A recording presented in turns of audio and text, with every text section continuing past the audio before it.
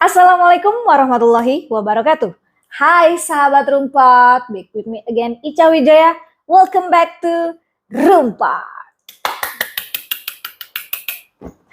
Terima kasih, thanks banget buat semua sahabat Rumpat yang sudah klik video ini. Jangan lupa untuk subscribe, like, dan tonton semua video kita sampai habis. Oke? Enjoy. Yap, pada kesempatan malam ini, di episode kriminal malam ini, gue perwakilan dari tim Rumpot mau mengucapkan terima kasih buat semuanya. Buat sahabat Rumpot yang udah lama ataupun sahabat Rumpot yang baru aja bergabung. Thanks banget sudah terus support kita dan kita akhirnya sudah 1K. Yeay. Dan buat teman-teman, sesuai dengan janji kita dengan adanya giveaway untuk kalian, untuk 10 subscriber kita, cus penuhin, banjirin, sampahin komen-komen di semua video yang ada ya. Tulis bilang aku mau, gue mau, saya mau, pakai hashtag Rumpot Mic terus.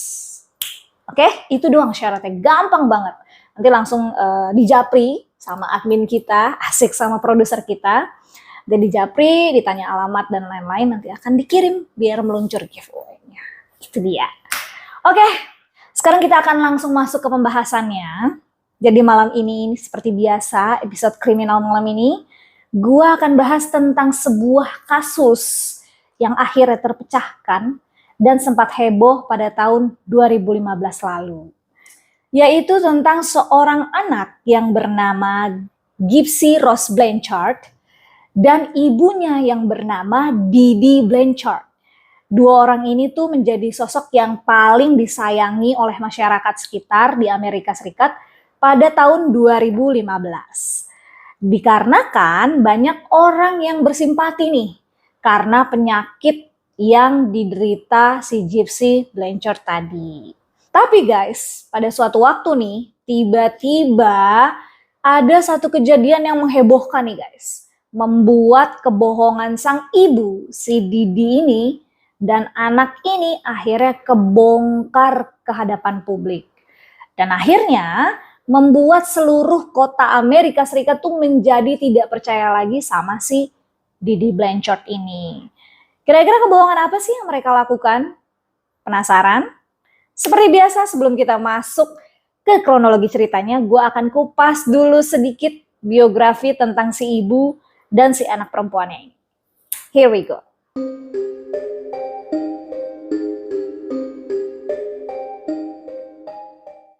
Claudine Blanchard atau Didi Blanchard lahir di Cheek Bay, Louisiana, dekat Gulf Coast pada 3 Mei 1967.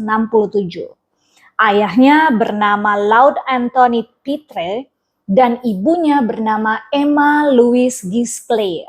Semoga tidak ada salah dalam penyebutan, kalaupun salah ya maafin karena lidah saya lidah tempe. Dia ini tumbuh bersama keempat saudara kandungnya guys.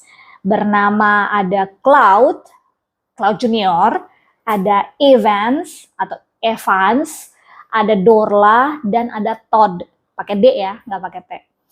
Dia ini menghabiskan masa kecilnya di Golden Meadow, dan ketika beranjak dewasa, Didi mengejar studinya di bidang sains. Dan ternyata keluarganya ini mengatakan kalau Didi ini tuh tumbuh menjadi anak yang nakal guys. Bisa ya? Dia ini sering terlibat dalam pencurian kecil-kecilan. Dia ini suka dibilang klepto gitu guys. Suka berbohong dan pandai memanipulasi atau manipulatif. Ih bahaya banget ya orang-orang kayak gini. Di awal kehidupannya si Didi, dia ini pernah bekerja sebagai asisten perawat guys. Jadi dari situ di saat ibunya Didi ini sakit, si Didi inilah yang sepenuhnya merawat sang ibu. Tapi setelah ibunya dirawat sama si Didi, ibunya Didi ini malah meninggal guys. Dan keluarga pun curiga nih, menaruh curiga lah terhadap si Didi. Mereka berpikiran bahwa Didi inilah yang dengan sengaja membunuh ibunya sendiri dengan cara meracuninya. Kenapa mereka bisa berpikiran seperti itu?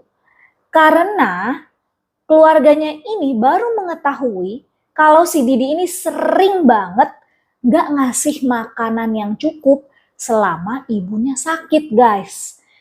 Tapi sayangnya keluarga Didi ini nggak punya cukup banyak bukti untuk membuktikan kalau Didi ini bersalah dan melaporkan ke pihak kepolisian.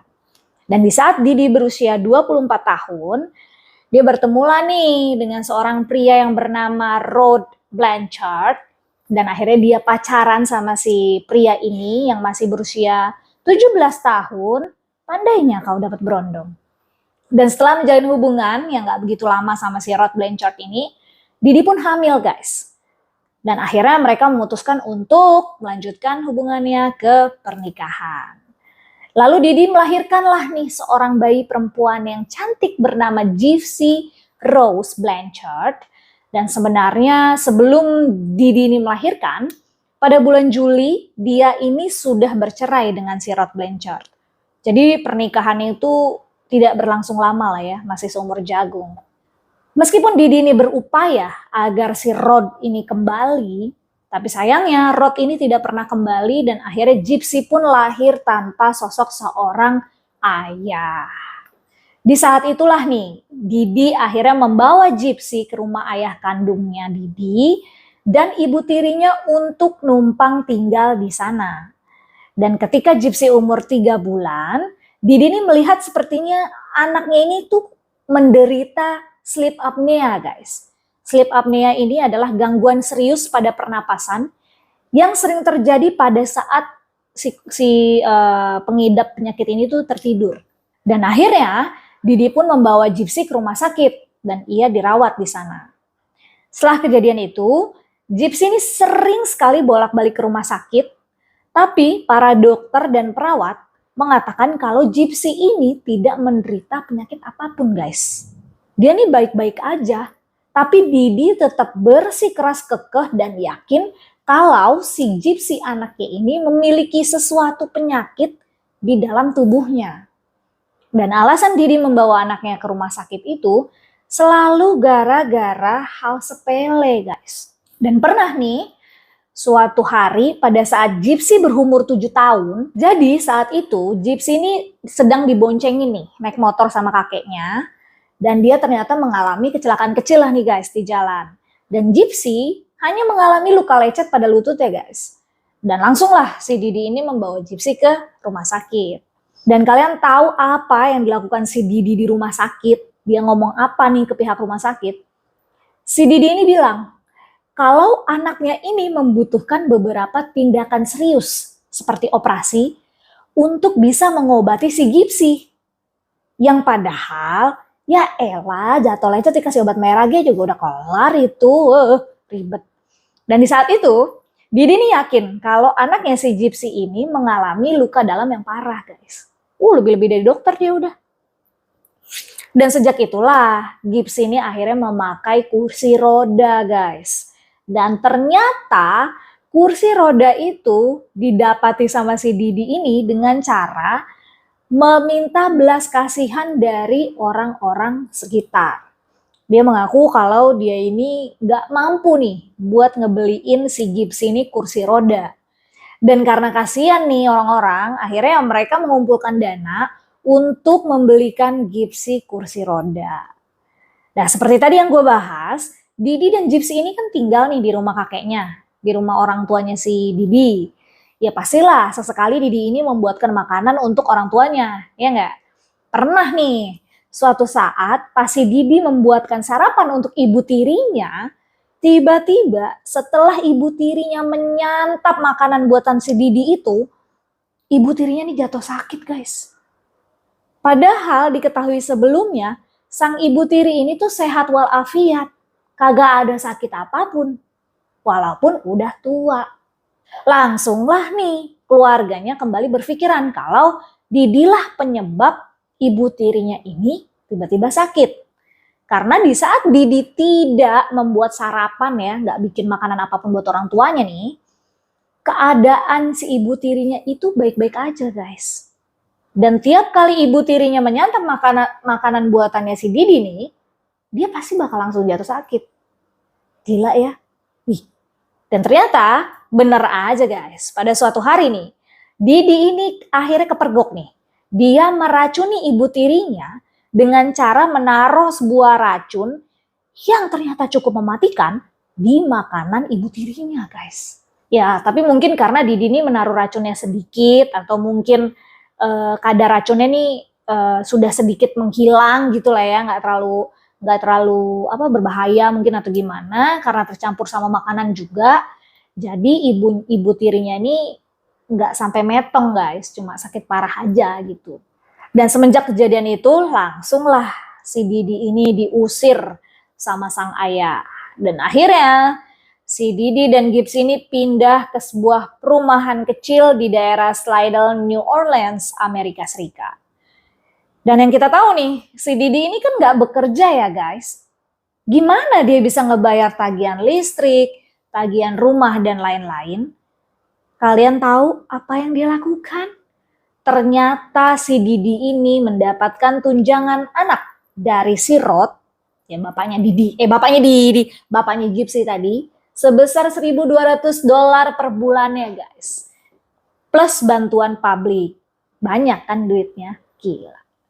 Karena ternyata si Didi ini tuh masih aja ya menjual cerita sedihnya, memanipulatif orang-orang, meminta belas kasihan terhadap kondisi putrinya. Nah ternyata di sana mereka nih selalu saja menghabiskan waktunya untuk datang ke banyak klinik guys. Dan rumah sakit anak-anak di New Orleans untuk apa? Untuk mencari pengobatan penyakit yang diderita sama si Gypsy. Dan sekarang katanya penyakitnya ini nggak cuma luka yang di dengkul doang guys. Nyebar. Nggak cuma gangguan pernapasan doang. Didi ini mengatakan ke pihak rumah sakit kalau si Gypsy ini katanya mengalami gangguan kelainan kromosom guys. Terus si Didi ini juga bilang katanya Gypsy ini mengalami masalah pendengaran, penglihatan, bahkan katanya sering kejang-kejang berulang selama 1 bulan. Gila ya, otaknya dimari kali gara-gara lecet sedikit jadi nyebar kemana-mana. Bener, pantesan orang-orang banyak bilang otak dengkul tuh, otak lu di dengkul gitu kali ya.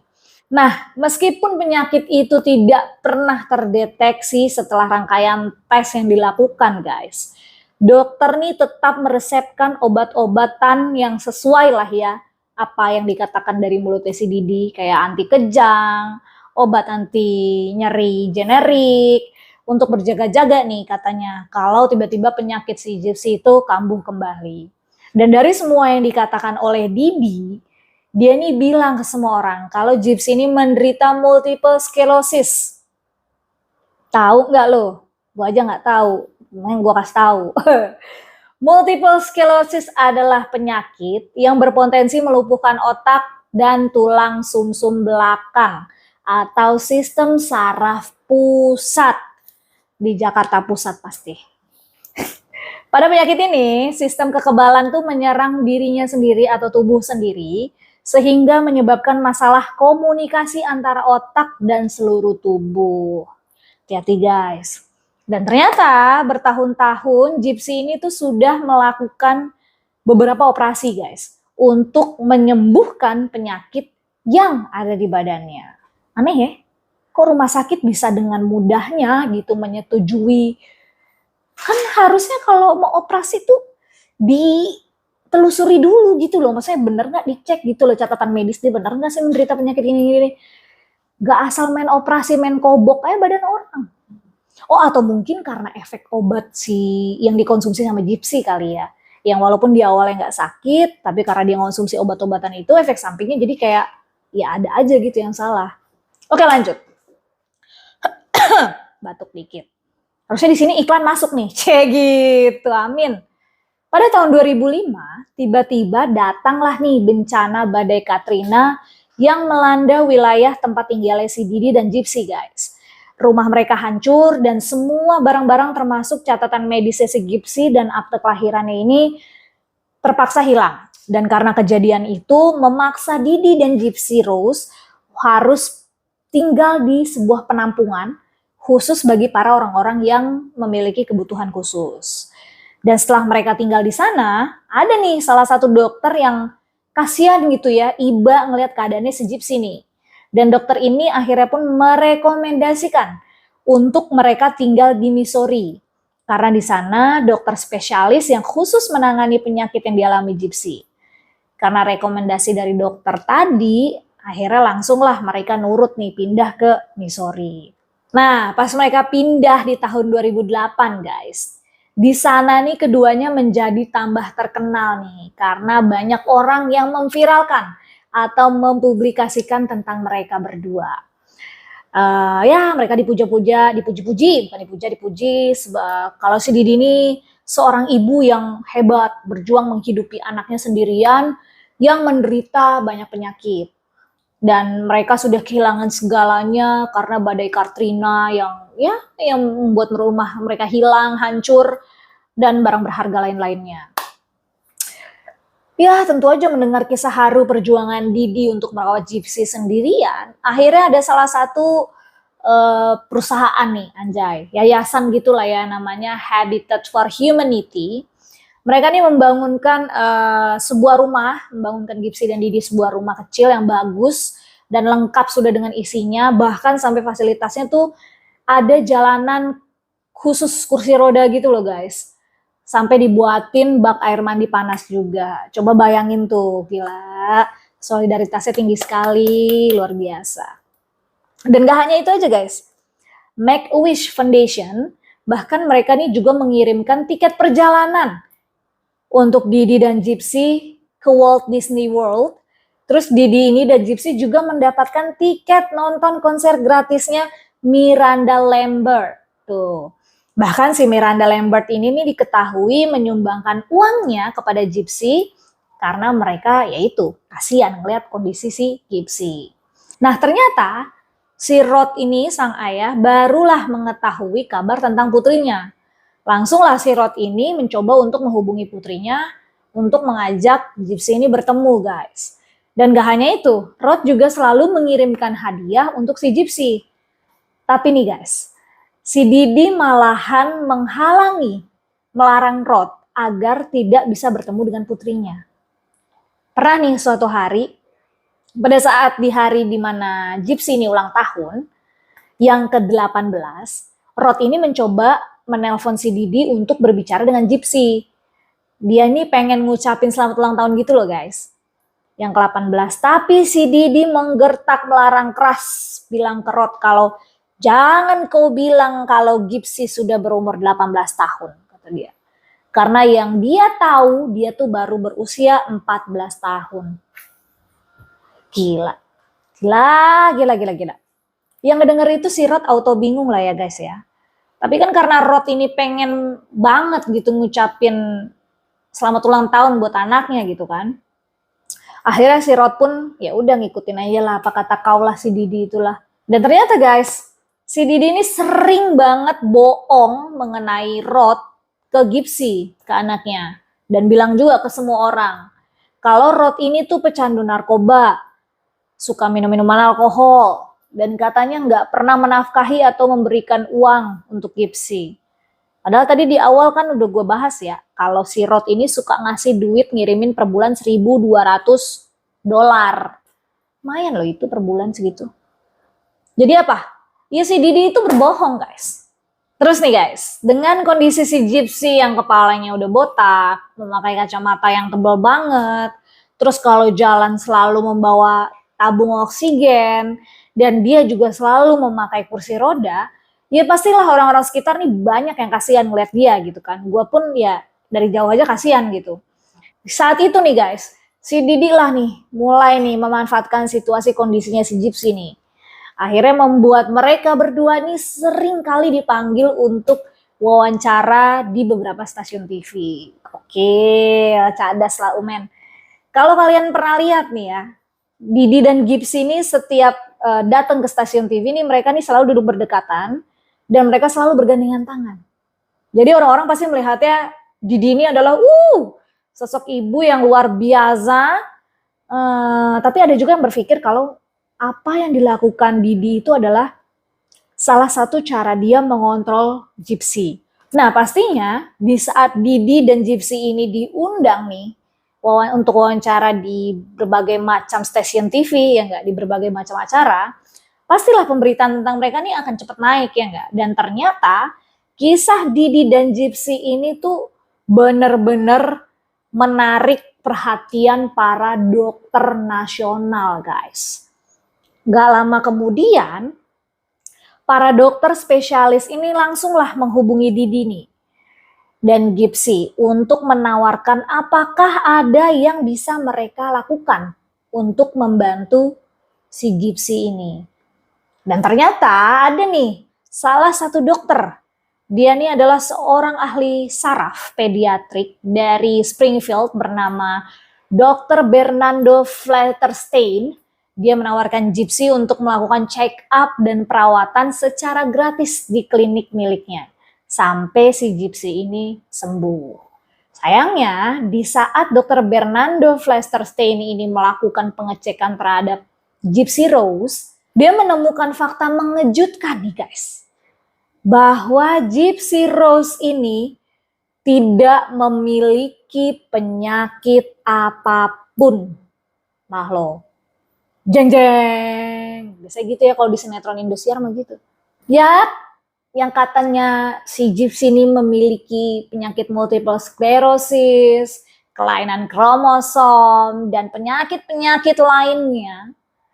Pas dicek secara medis, gak ada sama sekali ditemuin adanya penyakit di dalam tubuhnya Gypsy guys. Dan dokter itu pun akhirnya ngomong lah ke Didi nih, kalau dia nggak melihat nih, apa alasan Gypsy tidak bisa berjalan gitu. Aduh kuping gue gatel. Pas dokter ngomong begitu, Didi nih tentu aja nih langsung ngebantah si dokter Fernando. Fernando, mantan gue. Dokter Bernardo tadi guys. Dia bilang karena nggak percaya lah si Didi ini ngerasa denial sama pernyataan dari dokter Bernardo, ya langsunglah Didi ini bawa pergi si Gypsy dan meninggalkan klinik si dokter Bernardo tadi. Dan dokter Bernardo yang curiga sama si Didi, kemudian langsung nih melacak catatan medis si Gypsy. Dan dia menemukan beberapa salinan dari catatan tersebut di sebuah rumah sakit yang berada di New Orleans. Di rumah sakit yang sama yang didatangi Didi beberapa bulan yang lalu guys.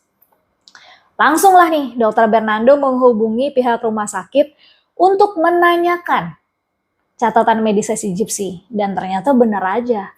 Pihak rumah sakit itu yang didatangi Didi dan Gypsy bilang kalau Gypsy ini tidak memiliki penyakit apapun.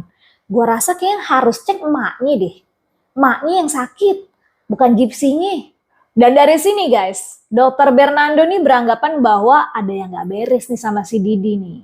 Dan akhirnya ya dokter Bernardo nih menuliskan lah sebuah laporan resmi kalau dia percaya Gypsy ini tidak mengidap penyakit multiple sclerosis tadi atau penyakit apapun yang ada dalam tubuhnya Gypsy. Dan dokter Bernardo juga menuliskan kalau Gypsy ini adalah korban ibunya yang ternyata mengidap sindrom Munchausen by proxy. Apa sih itu, Cak? Kagak tahu gua. Gua anak HI, bukan anak sains, bukan anak perawat, dokter lagi. Gue di sini tiba-tiba jadi dokter nih bahas ginian. Gue jelasin guys, gue cinta banget sama lu pada dah. Sindrom Munchausen by proxy adalah merupakan salah satu bentuk gangguan psikologis. Penderita sindrom ini tuh biasanya berpura-pura sakit atau memalsukan gejala penyakitnya untuk mendapatkan sebuah perhatian. Oh caper lo ya, MPO lo ya. MPO lo, menarik perhatian orang lo, sian. Tujuan utamanya nih, lebih ke memicu kekhawatiran orang lain. Agar perhatiannya itu tertuju cuma untuk satu orang dan cuma tertuju sama dia doang gitu. Lalu pada tahun 2010, setelah mengunjungi klinik dokter Bernardo guys, si Gypsy ini mulai menaruh kecurigaan terhadap ibunya nih. Dia ini yang tadinya ibunya selalu meyakinkan Gypsy kalau dia ini, sakit itu, mengidap ini, mengidap itu gitu ya. Saat dokter Bernardo memberitahu tentang Gypsy yang katanya ya dia ini baik-baik aja, ditepis lah gitu pernyataan kalau dia ini sakit. Gypsy ini jadi sering memikirkan guys perkataan si dokter Bernardo nih. Dia terngiang-ngiang terus nih dia nih. Dan lama-lama dia merasa kok hal yang gak beres nih makin terungkap nih seiring berjalannya waktu. Gypsy Rose pun akhirnya sering nih disuruh minum obat-obatan tertentu oleh ibunya. Makin ngerasa aneh lah dia. Dan Gypsy ini selalu berpikir, apa iya? Nggak pakai F ya guys. Apa iya? Obat itu bisa menyembuhkan penyakitnya. Apa iya? Obat ini bener gitu. Sesuai sama penyakit yang dialamin dia gitu. Atau justru malah memperburuk keadaan dia. Nah, berharap mendapatkan jawaban yang sesuai dan lebih jelas, akhirnya Gypsy mencoba lah nih mencari celah untuk bertanya kepada Dr. Bernardo secara pribadi. Dan pernah nih guys, suatu malam Gypsy ini mendapatkan kesempatan untuk keluar dari rumahnya dan dia mendatangi rumah tetangganya nih yang bernama Alia untuk meminta tolong diantarkan ke klinik Dr. Bernardo. Tapi sayangnya Didi berhasil memergoki si Gypsy. Dan dengan cepat lah nih si Didi langsung mendatangi rumah tetangganya itu dan menjelaskan semuanya kepada tetangganya karena Didi ini emang udah punya bakat ngeles dari lahir ya guys. Manipulatif pula dan suka bohong juga, tukang ngibul. Langsunglah si Didi ini ngarang nih cerita ke tetangganya. Katanya Gypsy ini pikirannya lagi terganggu karena penyakitnya. Dan Didi juga bilang kalau si Gypsy ini punya gangguan mental katanya. Atau efek dari obat-obatan yang dia konsumsi lah yang membuat Gypsy ini jadi sering ngomong melantur katanya. Ih, gatel gue langsung tangannya. Dan gebugin begini nih. Nah, karena orang-orang sekitar nih ngelihat sifat si Didi yang menyenangkan dan sopan, ya akhirnya orang-orang percayalah sama semua alasan yang Didi buat tadi.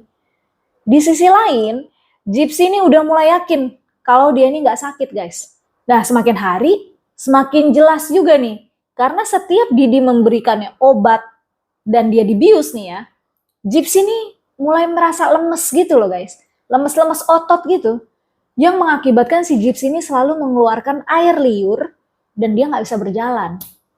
Dan ya benar, semua itu membuat Gypsy akhirnya tahu bahwa semua ini adalah skenario yang dibuat oleh ibunya.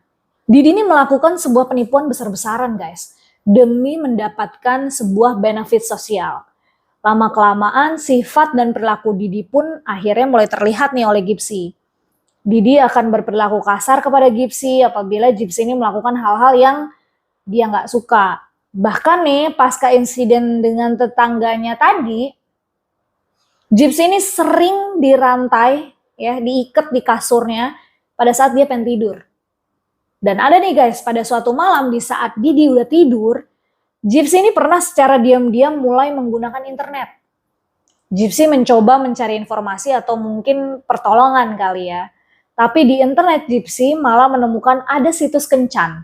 Karena Gypsy merasa ya dia udah cukup dewasa dan dia juga nggak memiliki seorang teman gitu ya untuk bercerita, ya langsunglah dia masuk ke situs itu.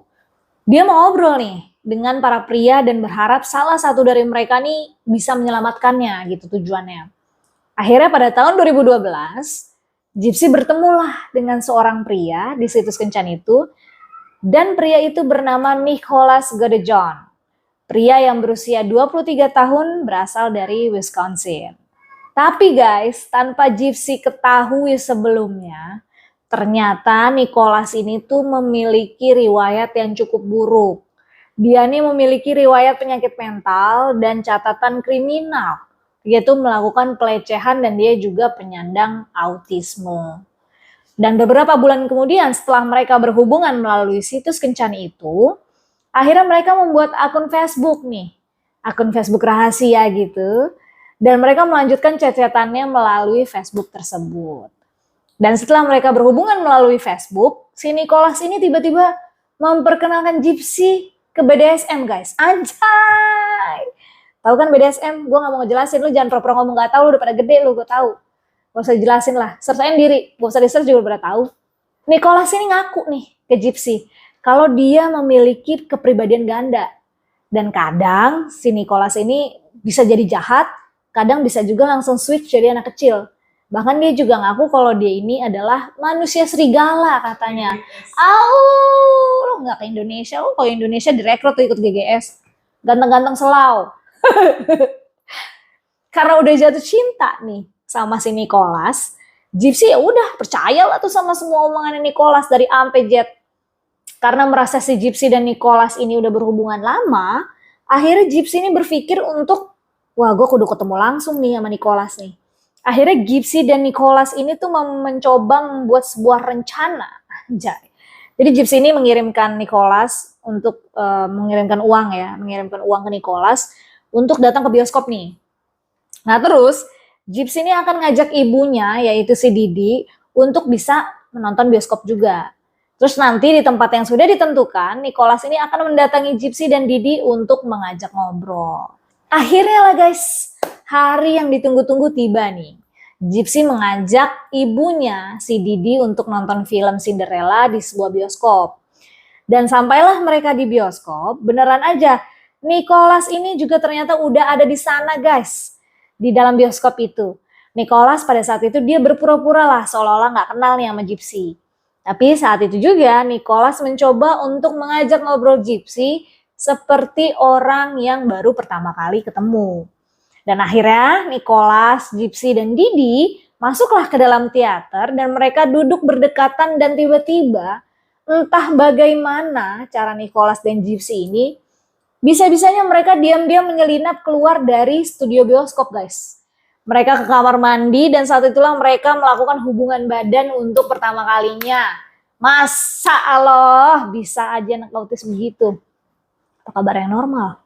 Ya yang normal lah nggak di toilet, di situ langsung. Dan misi mereka berdua nih akhirnya berhasil. Mereka pulang ke rumah masing-masing dengan hati yang sangat gembira. Setelah pertemuan itu, mereka lebih intens lagi nih guys untuk berkomunikasi berhubungan melalui chatting. Sampai akhirnya Gypsy pun memberitahu Nicholas kalau dia nih gak benar-benar sakit katanya. Gypsy ini mengaku kalau ibunya nih udah menyiksa dia dan Gypsy juga bilang kalau dia nih pengen banget untuk melarikan diri dari si Didi. Tapi ya mustahil gitu katanya. Ya si Nicholas yang udah denger curhatan si Gypsy ya kan sang kekasih diperlakukan seperti itu ya langsung lah si Nicholas nih bilang, tenang aja sayang, aku bakal jaga kamu. Apa perlu ibumu itu aku bunuh? Ngeri ya guys. Ya sontak si Gypsy ini bilang, janganlah, gak gitu caranya. Nah Nicholas sih cuma jawab, oke kalau begitu, asik. Nah di situ Gypsy ini berpikiran, Nicholas nih hanya bercanda menanggapi ceritanya. Terus tiba-tiba pada suatu malam, entah apa yang terjadi, Gypsy dan Didi ini bertengkar guys, mereka berantem nih, ribut nih. Gypsy ini sangat marah sama ibunya. Dan tanpa pikir panjang, Gypsy ini langsung mengirimkan pesan kepada Nicholas yang bertuliskan, aku mau kamu membunuhnya. Aku sudah tidak tahan lagi dengan tingkahnya. Ya dengan cepat Nicholas membalas, oke sayang, gila, kayak yang aku mau pizza, oke sayang, gampang banget. Akhirnya mereka langsung lah nih membuat rencana untuk membunuh si Didi. Jadi pada hari yang sudah mereka rencanakan dan tentukan, Nicholas akhirnya datang nih ke rumahnya si Gypsy. Dan saat itu juga Gypsy mengirimkan pesan kepada Nicholas bahwa dia sudah mempersiapkan lakban, sarung tangan, dan sebuah pisau. Dan saat itu juga Nicholas menyuruh Gypsy untuk masuklah ke kamar mandi, tutup telinga dan nyalain air di wastafel. Buat apa? Ya supaya si Gypsy ini nggak bisa ngedengar suara si Didi yang sedang sekarat atau kesakitan guys. Dan akhirnya Nicholas langsung lah nih masuk rumah Gypsy, mendatangi kamar tidurnya Didi, dan saat itu Didi sempat terbangun guys. Dia berteriak memanggil Gypsy, tapi sayangnya dengan cepat Nicholas ini langsung menikam Didi berkali-kali menggunakan pisau yang sudah Gypsy persiapkan hingga Didi tewas seketika. Dan setelah kejadian itu terjadi, Gypsy pun keluar dari kamar mandi dan masuk ke kamar tidur diikuti oleh Nicholas. Dan mau tahu nggak apa yang mereka lakukan? Mereka berhubungan badan lagi guys setelah mereka membunuh si Didi. Gila. Bahkan ada rumor yang mengatakan kalau si Nicholas nih tadinya mau menyetubuhi mayat si Didi yang sudah berumuran darah. Tapi di stop dan dialihkan sama si Gypsy, katanya udah aku aja. Biarin udah kita cukup bunuh dia aja. Dah ya, setelah mereka melakukan itu, akhirnya mereka langsung mengambil semua uang yang dimiliki Didi nih, uang cash yang dimiliki Didi ada sekitar $4.000 dan mereka bergegas lah langsung pergi meninggalkan mayat Didi begitu saja menggunakan taksi dan bus. Cus, langsung pergi. Dan pisau yang mereka pakai untuk membunuh Didi tadi mereka bawa supaya nggak ada yang menemukan pisau itu di rumah Didi. Akhirnya Gypsy dan Nicholas pun pergi nih ke rumahnya Nicholas yang berada di Wisconsin. Gypsy tinggal bersama keluarga Nicholas dan Nicholas juga memberitahu orang tuanya kalau Gypsy ini adalah korban pelecehan seksual dan tunawisma. Akhirnya Gypsy diperbolehkanlah untuk tinggal di rumahnya Nicholas. Lalu pada tanggal 14 Juni, Gypsy ini tiba-tiba menyuruh Nicholas untuk memposting sesuatu di Facebook. Karena Gypsy ingin mayat ibunya itu tuh segera ditemukan katanya. Karena sudah beberapa hari lah ya, nggak ada berita sama sekali tentang kematian ibunya itu. Karena hal itu membuat Gypsy merasa bersalah kalau nggak ada yang menemukan jasad ibunya. Akhirnya Nicholas membuat postingan di akun Facebooknya The Jeep Blanchard, ya bertuliskan "That bitch is dead". Nah postingan itu ternyata membuat teman-teman Didi ini kaget di Facebook dan banyak juga yang berkomentar. Dan gak cuma itu aja guys, akun itu juga menuliskan postingan lagi nih. Aku sudah membunuh wanita gemuk itu dan memperkosa anaknya yang polos. LOL, LOL, gokil. Dan ternyata salah satu tetangga Didi yang melihat postingan itu, dia nih langsung menghubungi Didi tapi gak ada jawaban sama sekali nih. Karena gak ada jawaban, tetangganya itu pun mencoba untuk mendatangi rumah si Didi dan mencoba untuk masuk ke rumahnya. Tapi sayangnya upayanya itu gagal. Setelah gagal mencoba masuk ke rumahnya si Didi nih guys, tetangganya itu pun berinisiatif untuk menghubungi 911. Nggak tahu lagi lo artinya. 9 atu-atu. Dan pada pukul 22.45 waktu setempat, polisi tibalah di rumah si Didi. Dan mereka menemukan jasad Didi di dalam kamar tidurnya.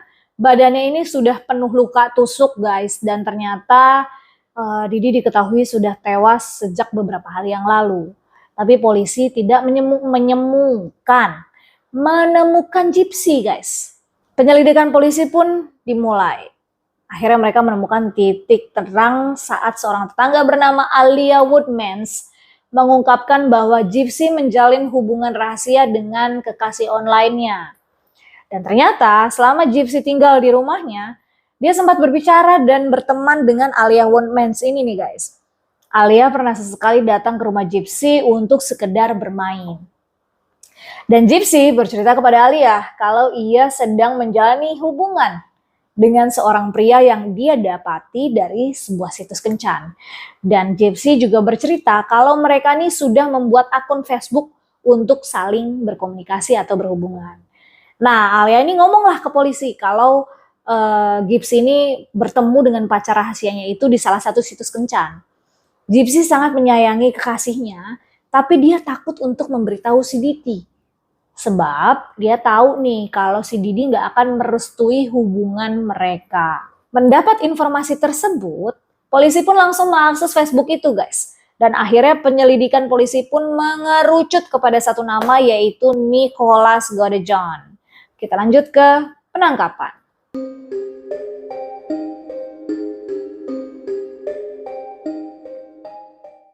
Setelah mendapatkan informasi, akhirnya polisi ini mendatangi rumahnya Nicholas. Dan benar aja sesuai harapan mereka menemukan Gypsy dan Nicholas berada di rumah tersebut. Akhirnya mereka ditangkap nih guys. Setelah mereka ditangkap, pihak kepolisian ini melakukan siaran pers. Dan mereka melaporkan semua kebenaran kisah yang dialami oleh Gypsy. Polisi mengatakan, Gypsy sebenarnya tidak perlu menggunakan kursi roda karena dia dapat berjalan dengan normal. Dan dia juga tidak membutuhkan tabung oksigen dan tidak ada yang salah sama badannya. Ibunya lah yang membuat Gypsy berpura-pura sakit agar mereka mendapatkan simpatik dari orang banyak.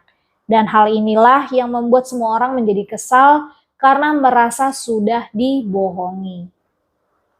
Dan di saat Nicholas diwawancarai, ia mengaku kalau dia disuruh oleh Gypsy untuk membunuh ibunya. Karena Gypsy sudah tidak kuat dan ingin keluar dari rumah tersebut. Sementara itu, Gypsy pada saat diwawancarai pihak kepolisian bilang kalau ibunya ini sudah meninggal dunia. Dan tahu nggak guys, ekspresi atau respon si Gypsy ini tiba-tiba nangis. Seolah-olah dia nih kaget gitu, terkejut aku nih bun, nggak tahu apa yang terjadi pada ibunya. Dan di saat Gypsy lagi berpura-pura menangis, petugas langsung bilang kalau ia tidak perlu berpura-pura lagi, karena polisi udah tahu kalau dia adalah dalang dari kejadian ini. Karena memang Nicholas sudah menceritakan semua kebenarannya. Karena pengakuan Nicholas, akhirnya Gypsy pun mengaku kalau dia sudah tidak tahan lagi dengan perlakuan ibunya yang selalu memberikannya obat dan dia merasa sangat tersiksa selama bertahun-tahun. Dan akhirnya pihak kepolisian yang sudah mendapatkan bukti cukup itu membuat Gypsy dan Nicholas ini dinyatakanlah nih mereka bersalah dan langsung dimasukkan ke penjara. Kini Gypsy menjalani hukuman penjara selama 10 tahun di lapas Chillicothe, Missouri. Dia mengaku lebih bahagia guys di penjara ketimbang hidup dengan mendiang ibunya. Dan Gypsy pun mengatakan nih, penjara yang sebenarnya itu adalah saat saya hidup bersama dengan ibu saya. Saya tidak bisa jalan, tidak bisa makan, tidak bisa punya teman, dan tidak bisa keluar rumah. Iya sih, kalau dilihat-lihat lebih penjara di rumahnya sih, banding di penjara beneran. Dan dia juga bilang guys, di penjara ini saya lebih bebas dibandingkan tinggal dengan ibu saya. Sebab di sini saya bisa hidup seperti perempuan normal. Sementara itu, Nicholas Godejohn ini telah dijatuhi hukuman penjara seumur hidup guys. Dan Gypsy Rose kembalilah nih mengingat hal-hal yang dilakukan ibunya. Dan dia mengatakan bahwa sudah merelakan semua yang sudah terjadi. Wow, keren sekali. Itu dialah guys, kisah tentang seorang ibu dan anaknya. Seorang ibu yang memanfaatkan anaknya ya, memperalat anaknya yang ternyata gila, anaknya dijadiin objek wisata. Iyalah wisata simpatik ya kan, untuk mendapatkan belas kasihan dan uang dari orang-orang banyak gitu. Ibu ini berhasil memanipulatif atau membohongi publik dengan cara membuat anak kandungnya ini terlihat sakit ya dan menderita ya. Bukan fisik doang, mentalnya pun kena. Cuma untuk mendapatkan belas kasihan dan benefit sosial. Oke, segitu aja pembahasan episode kriminal malam ini. Terima kasih buat kalian yang sudah mampir ke channel Rumpot. Ayo, jangan lupa untuk like video ini dan subscribe. Share juga ke seluruh sosial media yang kalian punya. Jangan lupa untuk komen di bawah guys. Komen aku mau, saya mau, gue mau, terserah.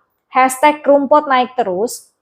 Karena kalian nanti akan dipilih 10 orang pemenang, ya 10 orang subscriber kita, akan kita kirimkan, kita luncurkan giveaway yang sudah kita siapkan.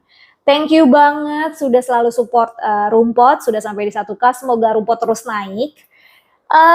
Ya, sekali lagi gue ingetin kalau nonton videonya sampai habis ya guys. Hey, semoga kalian terhibur sama semua episode-episode video-video yang disajikan oleh Rumpot. Sekian episode malam ini. Enggak langsung sekian. Tunggu dulu. Ica selalu memberikan hikmah-hikmah yang bisa kita kalian dapatkan. Kali ini karena udah kemalaman jadi cukup cepat aja guys. Episode kali ini hikmah yang bisa kita ambil adalah untuk seluruh ibu-ibu di luar sana, tolonglah ya. Kita sebagai anak ini tidak pernah meminta untuk dilahirkan, ya kan, kalian yang berbuat.